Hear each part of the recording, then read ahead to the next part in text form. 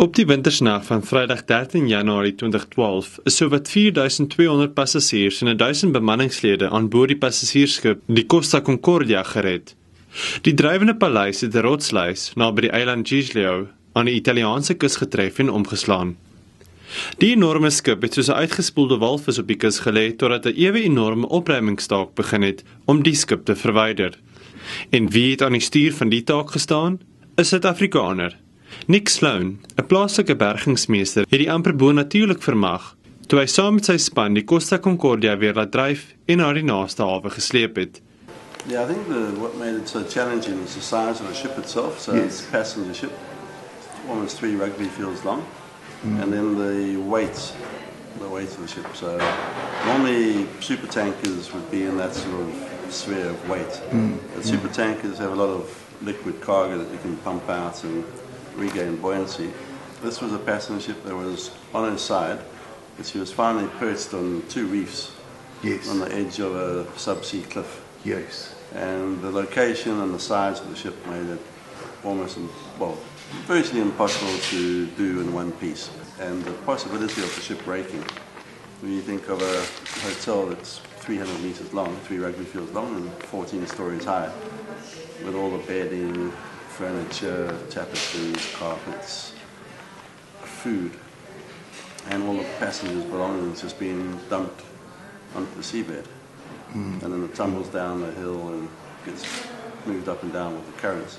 It would be a real challenge to clean it up. So the first thing was to create a holdback system to hold her into the mountain so that it was safe for the divers to go down. And then they lay bags on the seabed, different shapes, until we built up almost like a mini Great Wall of China underneath it, until it was completely level and supported underneath her hull. And that meant that when we tried to power buckle her, the forces weren't just going to go onto the 2 reefs, which would have broken her, but it was spread over at least 100 meters off the ship's length. But also, when you roll the ship, it's only a meter off the ship that's touching through that whole rolling process. And the passenger ship's not strong enough for that, so we had to rebuild steel plates on the turn of the bilge. They were 5.5 meters long, 1.5 meters wide, and 44 millimeters wide, so much thicker than the original hull, to try and absorb those forces and spread it over a greater distance over the ship. Projek Omrol het in September 2013 plaasgevind. Eers moet hulle die skip weer laat dryf. En vir so iets kry jy net een kans. Yeah, once you start, you put in a lot of crushing forces on the ship before you can actually even get it to rotate. Let me say, this bottle is the ship here. So then we'd hold her into the cliffs. So this is the island, and we'd hold her underneath this way. And on offshore, we had the offshore platforms, and then we're pulling it, so you're actually twisting the ship to get it upright. But to do that, all these forces are crushing it at the same time. And you're damaging it. Even though you can't see the damage, you are damaging it.